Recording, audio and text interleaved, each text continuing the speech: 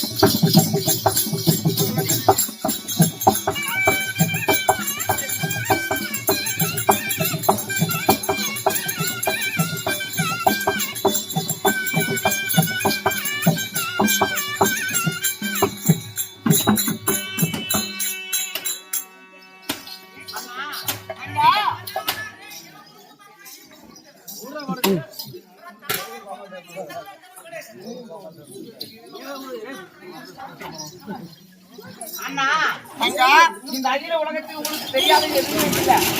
இந்த உலகத்திலே சக்தி நான் பெரியவளா, ஆதியில் வந்தவன் நான் பெரியவளா, இல்ல பாதியில் வந்தவன் இவள் பெரியவளா? நான் அன்றே நினைத்து எதுக்கு இந்த நாரதம் வந்தானோ ஏதோ ஒரு காலத்தை மூட்டுவான்னு. நாரதம் போகாது இடமே கிடையாது, நண்டு தொலையாத வங்கியே கிடையாது. ஏதோ ஒரு கழகத்தை கொண்டு வந்திருக்கிறாய்.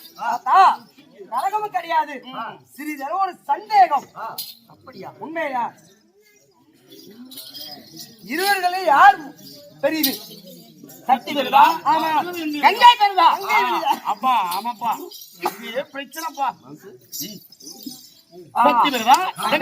அண்ணா இருந்தாலும் உலகத்திலே உன்னுடைய இடபாகத்திலே சமமாக இருந்து கொண்டு என் தங்கையாகப்பட்டவள் உமா பார்வதி வீரத்திலையும் விவேகத்திலையும் ஆனால் திறமையில் இருக்கக்கூடிய என் சக்தியாகப்பட்டவள் பெரிதாக என்று எல்லோரும் சொல்லுகிறார்கள்.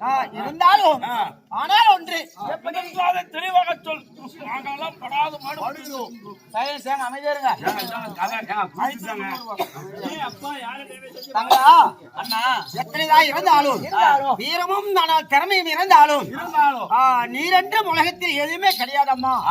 அதனால் கங்கைதான் பெரியவள். அண்ணா நன்றாக யோசித்து பதில் கூற வேண்டும். ஒரு முறைக்கு இருமுறை, இருமுறைக்கு பலமுறை நன்றாக யோசித்து பதில் கூற வேண்டும். இந்த அந்தரங்க சராசரி பவனங்களிலே தாங்கள் தான் முதல் கடவுள் என்று உங்களை நம்பி வந்துள்ளேன். நீரை மட்டும் வணங்க வேண்டும். ஆதியில் வந்தவன் நான் இருக்கு, எப்படி இவ பாதி வந்து பெரிதாக முடியும்? ஆக நானே பெரியவழி உலகிலே மும்மூர்த்தி தேவர்கள் என்று கூறுகிறோம். இந்த இடத்தில் தேவர்களும் 33 கோடி தேவர்களும் 48,000 கோடி ரிஷிமாவர்களும் யாராக இருந்தாலும் என்ன அனைவர்களுமே கங்கைதான் பெரியது என்று சொல்வார்கள். தங்கா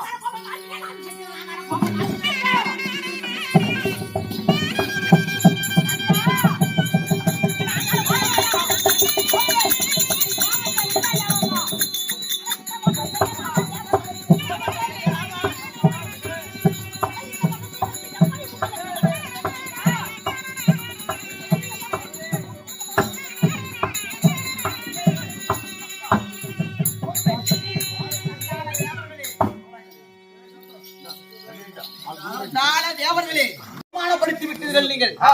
தேவர்களே, இதோ ஒவ்வொரு அசுரர்களும்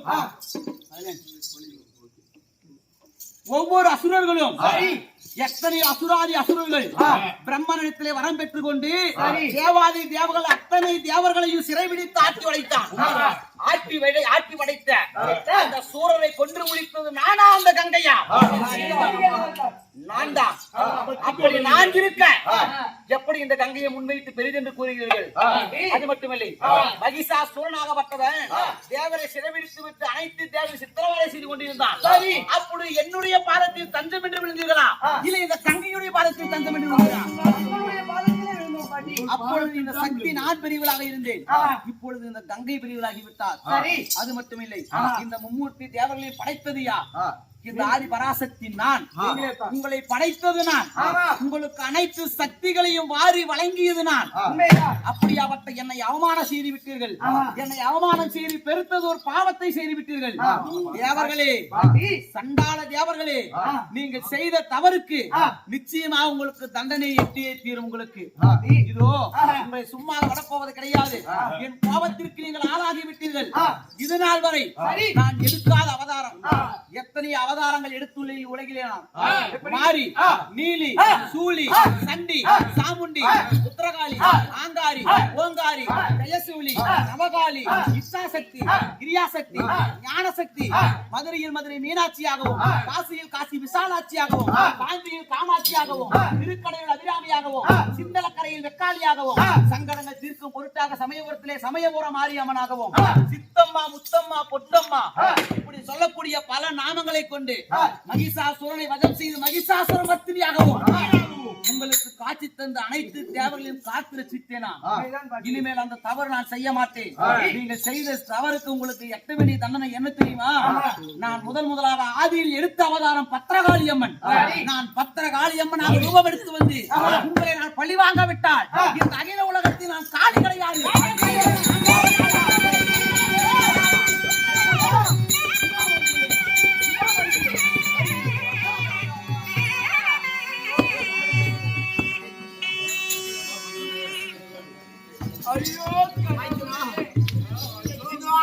கோபத்தோடு என் பொண்டாட்டி என் மனைவி கோபத்திலே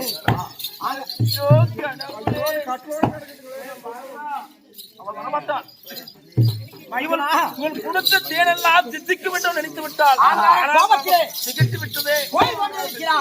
என்ன நடக்குமோ எது நடக்குமோ தெரியவில்லை. உனக்கு தெரியாது. நடக்கட்டும், பார்ப்போம். அப்படியா? இவள் பெண் எவளால் என்ன செய்ய முடியும்? அவள் என் பின் அடக்கம்.